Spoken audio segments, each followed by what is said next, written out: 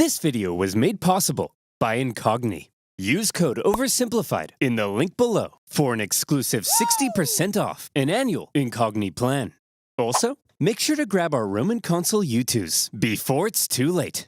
Don't make me mention it a third time, or I'll you-know-what. Hannibal's army had survived its famous crossing of the Alps, and he was now in Italy. With Hannibal's arrival, the Roman consul Scipio hit the ground running.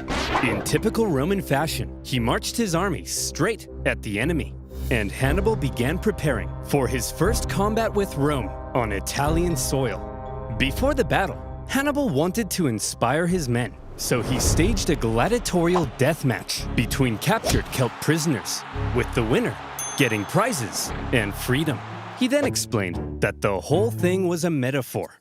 A metaphor? For what? You! These warriors are you! You're trapped in Italy with no escape.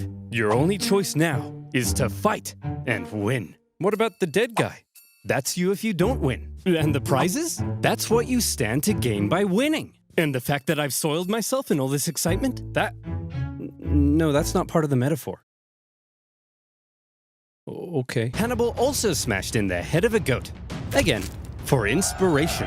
Scipio, on the other hand, now arriving in the area, opted for the more classic route of a rousing pre-battle speech. Look at them, men. Weak, starved by the Alps, while we are the strongest military in the world. This will be easy, like 10,000 horse-sized ducks fighting a baby-sized baby. It'll be like Mike Tyson in his prime, kicking a baby. A tug of war between 10 sumo wrestlers and a... Help me out here, Ralph. A baby, sir? Yes, that's it. A baby. The point is, there is absolutely no possible way we could lose a battle this easy. So, if everybody's ready, on my mark, charge!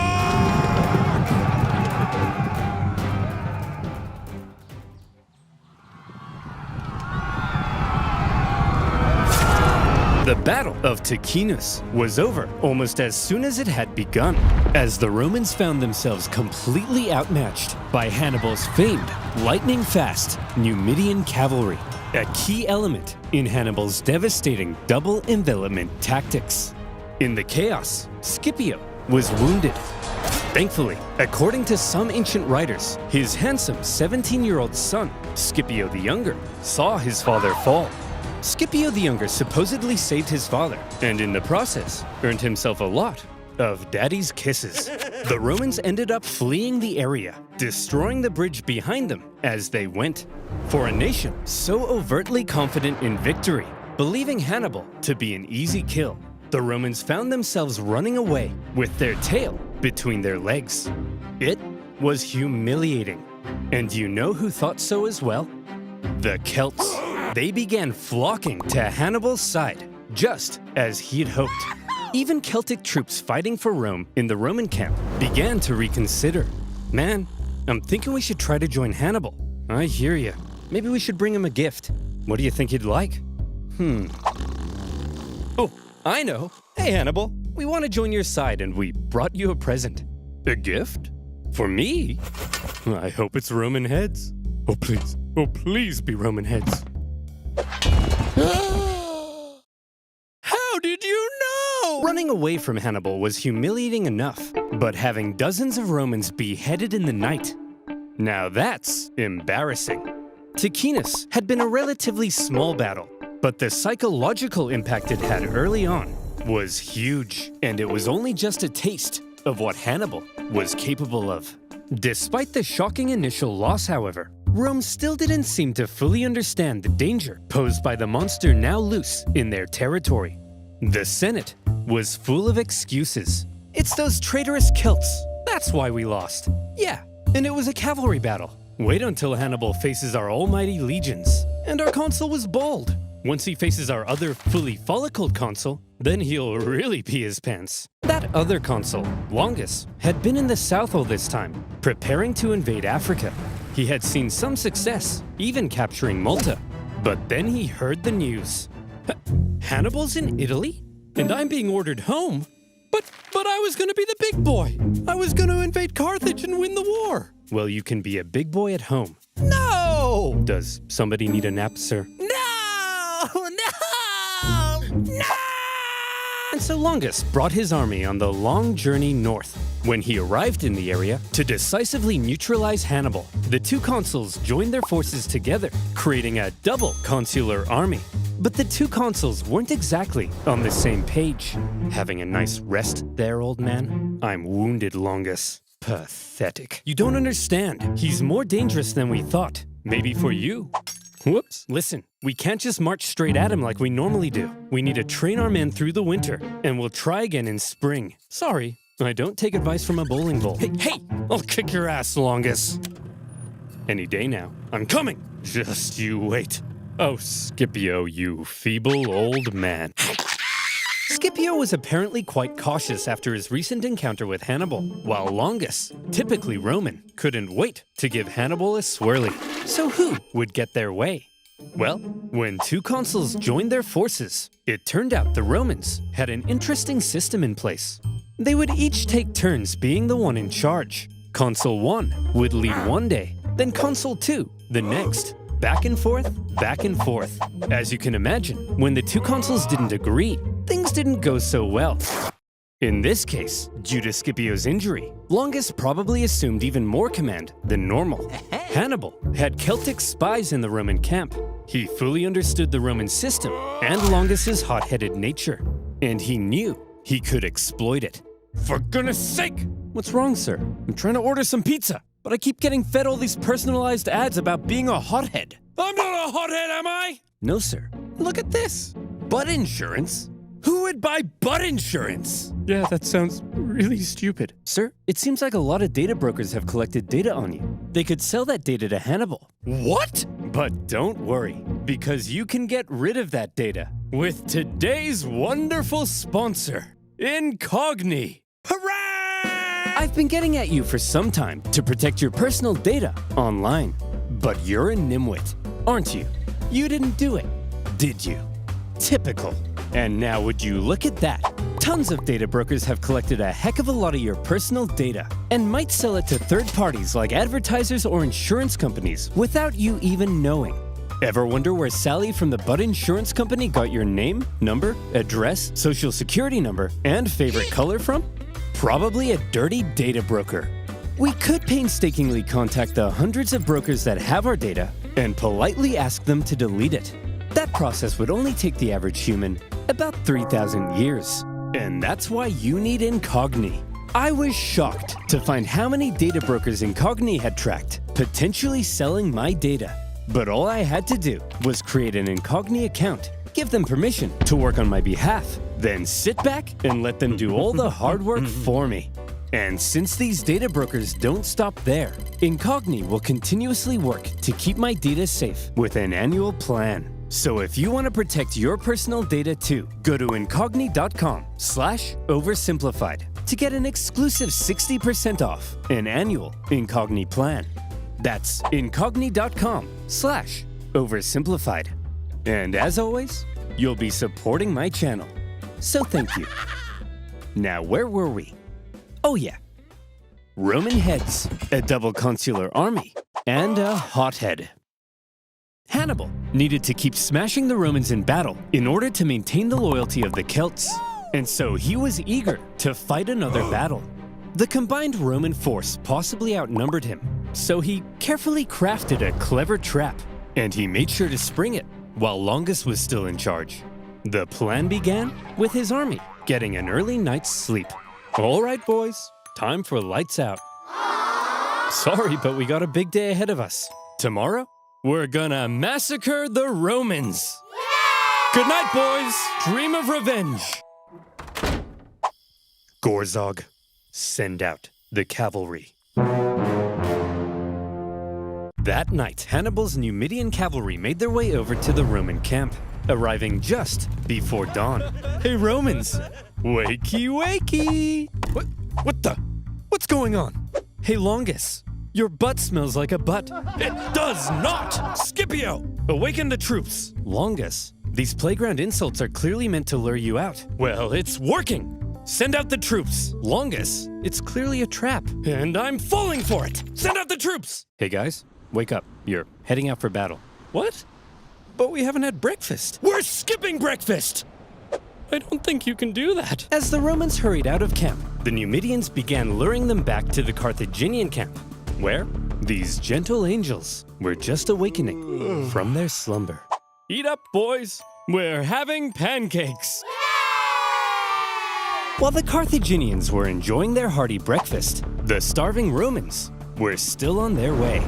Hurry up! We have to catch those Numidians. Hey, why have you stopped marching? Longus, there's a freezing river in front of us. Well, get your gluteus maximus in the water! All right, boys, time to lather up. This oil will insulate you from the cold. It also smells like lavender. There's the Carthaginian camp. Get ready to fight, men. Sir? I think the water from the river is beginning to ice over. I can't move. Oh, I'm sorry. You thought war would be fun? Sitting around a nice hot campfire playing Truth or Dare with your friends? Welcome to the real world! Truth, who do you like? Sharon? Ew! Hey, look guys, the Romans are here. Having perfectly orchestrated events so that his enemy was cold, tired, and hungry, while his men were well rested and covered in oil. When the two sides engaged one another, the Romans were in no condition to fight. And the cherry on top, the previous night, Hannibal had sent out an elite force of men led by his brother to go and hide behind a bush. They suddenly sprung out, encircling the exhausted Romans, who were then cut to pieces. Once again, Hannibal's superior cavalry and double envelopment tactics had flummoxed the Romans. But the key word at Trebia was control. Hannibal used his intel on the enemy and the environment of the battlefield to carefully control the conditions of battle, creating lots of little advantages for himself that paved the way to success. And concealing troops for an ambush? All of these things are what make Hannibal the genius he's remembered as today. As for Longus, he managed to escape the battlefield with a small number of troops. Disgraced, he didn't want the Senate to find out what had happened, and he began obscuring communications back to Rome. Longus, where have you been? We've been looking for you. Nowhere in particular. Longus, 30,000 men are missing. Do you know where they are? They're taking a bath. 30,000 men? All in a bath? Yes. Longus, what's under that rug? Aurora Borealis? Aurora Borealis? Oh, well that's my consulship over. Good luck with Hannibal. Bye! Trebia had been a disaster for the Romans. And as even more Celts began flocking to Hannibal, Rome largely lost its control over Cisalpine Gaul. In Rome, complacency turned to alarm. Hannibal had outwitted them on their own soil and inflicted a costly defeat. But with that, Scipio and Longus's terms as consul were over. They were replaced with two new consuls, Servilius and Flaminius. The Romans may now have begun to realize the trouble they were in and the genius Hannibal had shown in invading Italy. The Romans had expected to be the ones controlling this war. Remember, they thought they were going to invade Carthage. Now their plans lay in ruins, and they were levying 11 new legions to deal with the threat. Hannibal had completely redefined the war. But Hannibal had a little problem of his own. Things had gone well so far, but the Celts were notoriously fickle, and Hannibal needed to ensure he maintained their alliance and his base of support in Italy. Any Celts he captured fighting for Rome, he treated extremely well and allowed them to return to their homes. But the longer he hung around in their territory, eating all their food and leaving beard trimmings in their sinks, the more resentful they may become. They wanted to go south and plunder some Roman booty, and Hannibal also hoped to sway Rome's other Italian allies in the south to his side. So from here, the path was clear. Hannibal had to move south. Just one problem. There were two main routes Hannibal could take to move south. And wouldn't you know it, that's exactly where the two new Roman consuls had taken fortified positions. If Hannibal tried to move on them, he'd be fighting from a disadvantaged position and could be bottled in. There is a third option. Ooh, tell me, We could move through this vast impassable marshland flooded with dirty, stinky, disease-infested water that at times would come up to our necks. But there's no way we would attempt that, right? That'd be crazy, right? Hannibal? Hannibal's 4-day trek across the Arno marshlands was hell on earth. Almost as crazy as when he crossed the Alps. Imagine 3 full days, unable to sit or lie down, because there's nowhere to sit or lie down, meaning 4 full days without sleep, slugging through heavy mud. You contract cholera, your foot falls off, and Jim Bob directly in front of you won't stop pooping in your path. In fact, everybody's pooping in your path. Some delirious, sleepless men would see clumps of mud and say, "Man, I could just sink into that." And then they would. When pack animals died, it gave nearby men a chance to rest, but only for a few moments, before they were whipped back into line. Even Hannibal himself couldn't escape the torture of it. Hey Hannibal, if we see a Starbucks, can we stop? I need to take a leak.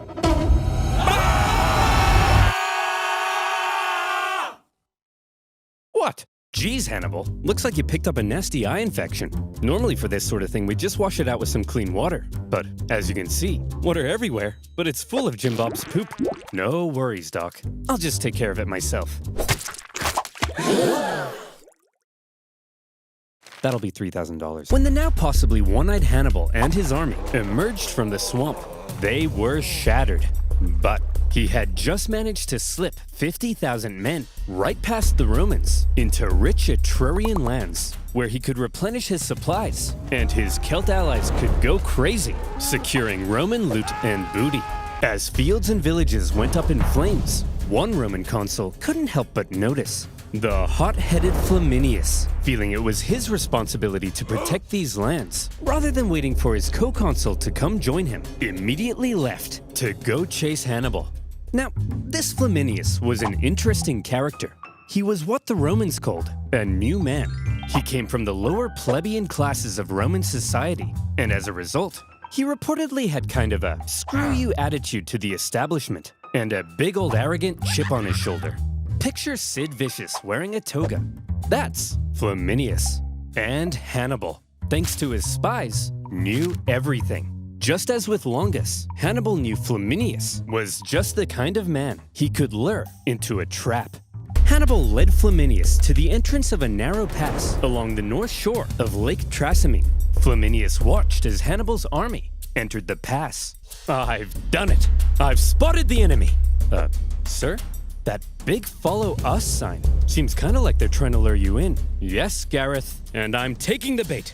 Sir, this really seems like a trap. Yes, Gareth, and I'm falling for it. Daylight was fading, so for now, the Romans set up camp.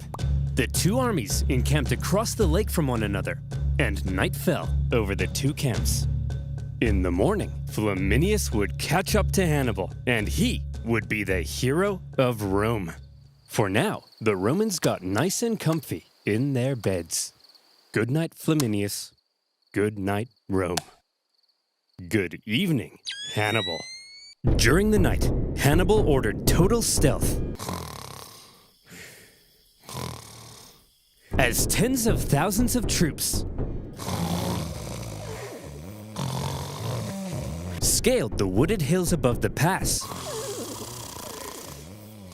completely undetected by Rome's scouts.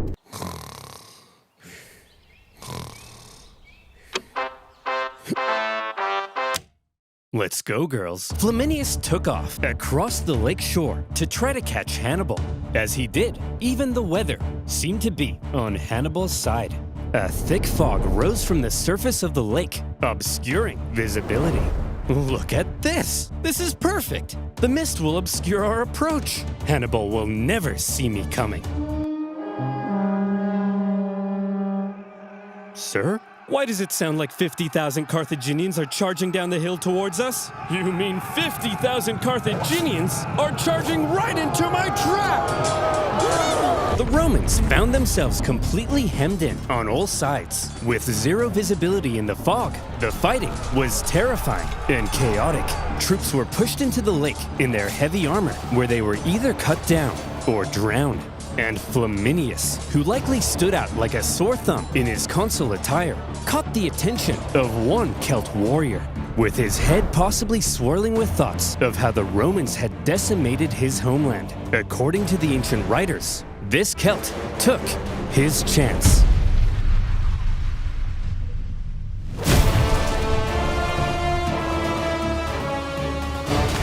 In the 3-hour-long massacre, 15,000 Romans were killed and an equal number captured. An entire army completely wiped out, along with their consul. During the battle, the Roman vanguard had managed to break through at the front and climbed the hill above the fog.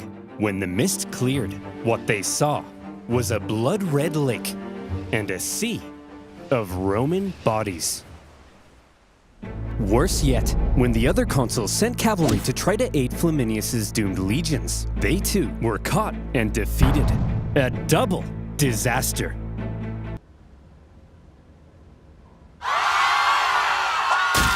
Rome went into a frenzy.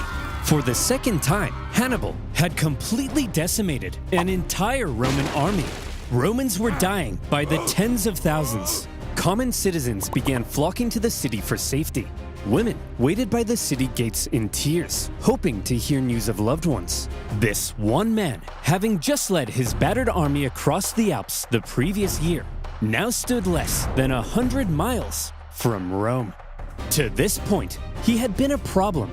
Now, Hannibal was a crisis. And in a crisis, Rome took desperate measures. They actually had a system in place when dealing with an emergency of this magnitude. They would forgo their two-consul power-sharing system and instead temporarily give one man near total power and authority to be as decisive as he needed and hopefully salvage the situation. This all-powerful position in Rome's government had a name: dictator. It's actually where we get the word. But unlike modern dictators, Roman ones didn't score perfect rounds of golf or ride bears through the Siberian tundra. They held their power for just 6 months before they were required to give it up. And in Rome's hour of need, the man chosen to be dictator in 217 BC, one of the most highly esteemed members of the Roman Senate, Fabius Maximus. So how would Fabius, as dictator, confront Hannibal? Well, Fabius understood that marching all of Rome's young men straight into a one-man meat grinder was bleeding Rome dry. Hannibal was clearly too dangerous to face head-on in battle. However, he was also stuck in their territory, with dwindling manpower and forced to live off the land. It wasn't a sustainable position to be in long-term, and he could only remain there for so long. So, if Rome avoided battle with Hannibal to prevent any more crippling losses, and instead simply maneuvered around him, blocking supplies and taking out smaller contingents where possible, Hannibal would gradually become weaker, while they would gradually become stronger. And so Fabius presented his new idea to the Roman Senate. Okay guys, I have an idea. See if you can follow me here, okay? Instead of fighting Hannibal, when he approaches, we run away.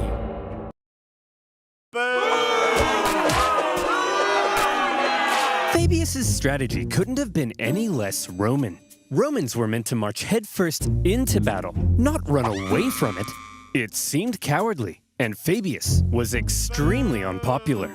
At this point, Hannibal was continuing south. He had to stay on the move to keep his army fed, and he was still aiming to undermine Rome's alliances in the south. As he went, in a calculated display of aggression, he devastated the Roman countryside and killed many Romans, all in plain sight of Fabius and his army. We're just gonna stand here?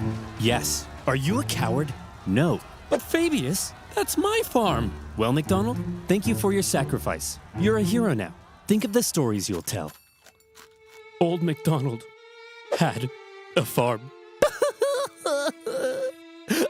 Shut up. But you know who else hated Fabius's strategy? Hannibal. He understood the danger he was in. Turning Rome's allies against her required Hannibal to keep smashing the Romans in battle. He couldn't do that if Fabius wouldn't fight him. Multiple times, Hannibal tried to goad Fabius into a fight, but Fabius wouldn't bite. Failing that, he tried to turn Rome against Fabius. According to the writer Livy, he burned down all the farms he could, but any farm he learned was owned by Fabius himself. he left well alone. Hey, Fabius, why isn't he burning down your farm? You got some sort of a secret deal with him? What? Of course not. Hey, Hannibal! What? Burn my farm too, please! What? Burn my farm too, please! No! Remember our secret deal! Well, you got to admit, he's a genius. Hannibal's problem, however, was that he had to stay on the move to keep supplying his army from the local lands. At one point, he entered Campania, one of the richest regions of Italy, great for resupplying, and great for showing up Fabius in front of Rome's South Italian allies. But he was caught in a valley, and Fabius quickly moved to block his escapes. Haha! We've got him! After he's used up all the valley's supplies, he'll starve. Sir? What are all those lights leaving the valley? Is he trying to escape? Lights in plain view. Well, that's a trap if I've ever seen one. And we're falling for it! Suspecting a trap, Fabius refused to budge. But other Romans in the valley rushed to confront Hannibal, only to find the Carthaginian army was actually just a herd of oxen with torches tied to their heads. They then found themselves caught in an ambush. With the Romans distracted, Hannibal's army was able to slip away into the night, unopposed. Classic Hannibal. For all his inaction, the dissatisfied Romans mockingly dubbed him Fabius the Delayer. But the thing is, Fabius's strategy was probably the best thing he could have done. He was right that constant encounters with Hannibal were bleeding Rome dry, and the time he took allowed Rome some breathing room to recover their forces when they desperately needed to, while putting Hannibal into an increasingly more difficult position. Modern historians view Fabius's strategy as generally a good idea. To this day, the act of not engaging an enemy, but instead gradually wearing them down, is still referred to as the Fabian strategy. But when Fabius's term finally came to an end, the Senate couldn't have been happier. It was time to start fighting again. However, they probably had a little chat about how they were going to go about it. See, Hannibal's tactics up until now had been very sneaky. Or, if you're a Roman, you might say dishonorable. I'm sick of it! Every time we try to take this guy down, we march straight at him. But then, oh no! Hannibal's hiding in a bush. Hannibal's got 30,000 men up a tree. At this point, I'm not convinced my wife isn't just Hannibal wearing a disguise. Cooey! Look, this time, we obviously have to switch something up. Now granted, we're Roman, so we're gonna march straight at him without thinking. That can't be helped. It's in our blood. But I have a proposition. This time, when we march straight at him, we do it with a massive army. I'm talking like 80,000 men. It won't matter what kind of shenanigans he pulls. He can hide in all the bushes he wants. There's no way he can possibly beat off 80,000 men. Grow up! You know what I mean? And so it was. With 2 new consuls, Rome put together a massive army, the biggest Rome had ever fielded, to put Hannibal away once and for all. To gather the men required, 2/3 of them ended up being completely inexperienced. But how much experience does it take to be expendable war fodder? As this massive army set out in the summer of 216 BC, the Romans knew they needed to win this battle. Just one victory over Hannibal would likely be enough to end his entire campaign. And this time, their overwhelming manpower gave them confidence they could do it. Hannibal had taken position at the town of Cannae, where he had captured an important Roman supply depot. With Fabius gone, Hannibal knew a battle was likely coming, and he was eager to fight it on his terms. But when his men looked out at the Roman camp, they couldn't believe what they were seeing. That army's huge! There's no way we can possibly beat off all these men. How are we gonna beat off all of these men? You know what I mean. I think he's right, Hannibal. Hannibal is then said to have replied, "Gisco, my friend, don't worry. There may be a lot of them, but amongst their ranks, there's not a single man named Gisco." This joke was apparently so funny that his officers began to laugh and laugh. And when his men in the camp heard the laughter, they were like, "Hey, they're laughing. I guess that means we're gonna win the battle." Yippee! As for the Romans, the consuls were another pairing between an inexperienced hothead and a wise scholar. Although, the main historian from this era was good friends with Paulus's family, so take that with a grain of salt. On his day of command, the rash and hasty Varro, despite the apparent pleas from Paulus, sent the army out for battle. And when Hannibal saw this, he did the same. And here comes the single largest battle of the Second Punic War, and one of the most renowned battles in history, the infamous Battle of Cannae. In all the pre-battle maneuvering, Hannibal was able to ensure his army was fighting from the south. This meant the seasonal dust-carrying winds were to his back and blowing directly into the faces of the Romans. Like I said, control. After 2 years in Italy, Hannibal's infantry had dwindled to about 40,000. The Romans possibly outnumbered him 2-1. Their army was so big that their maniples stretched far deeper than they normally would. The Romans planned to charge Hannibal's thin, weak line like a battering ram and break it. They also chose a narrow battlefield in the hopes it would prevent Hannibal's far superior cavalry from being able to outmaneuver them. They wanted an honorable battle where pure strength, rather than trickery, would decide the outcome. If Hannibal had his say, however, trickery might end up having a lot to do with it. He ordered his line to position themselves as an outward bulge, with his weakest troops at the very center. Just behind them, out of sight from the Romans, stood the elite Libyan infantry, waiting for their moment to strike. The battle commenced as the mass of Roman troops smashed into the Carthaginian center. The shape of Hannibal's line ensured the overwhelming weight of the Romans hit his weakest troops first, and they were pushed back. Hannibal's outward bulge reversed inward, with the Romans being funneled in towards the weak center. Hannibal had positioned himself at the center to encourage the troops to hold out as long as possible against the Roman onslaught, because while the Romans were unleashing carnage on the center, Hannibal's cavalry needed time to do their job. The heavy cavalry on the left, after a barbaric fight, sent the Roman horse packing, with the consul Paulus even sustaining a severe head injury. He managed to move into the center to keep the battle going. Then, the heavy cavalry turned and approached Varro's cavalry from behind. At the first sight of the coming Carthaginian envelopment, Varro ordered his horsemen to flee the battlefield. The Carthaginians had won the cavalry battle. But back in the center, according to some accounts, Hannibal's line did eventually end up caving to the massive weight of the Romans, and they began to flee. The Romans pushed deeper, and organization within the army likely broke down as they became a giant mass trying to massacre the fleeing Carthaginians. They didn't realize that they were playing right into Hannibal's hands. At that moment, Hannibal's elite units, having done no fighting yet, and therefore fresh as a daisy, turned and smashed into the Roman sides. Many of these troops were wearing Roman helmets and armor they had picked up after previous battles, and the confused Romans may not have even realized they were the enemy. As Hannibal managed to regain the composure of his center and encourage them back into the fight, the Carthaginian cavalry swooped in from behind. And look at what lies before you.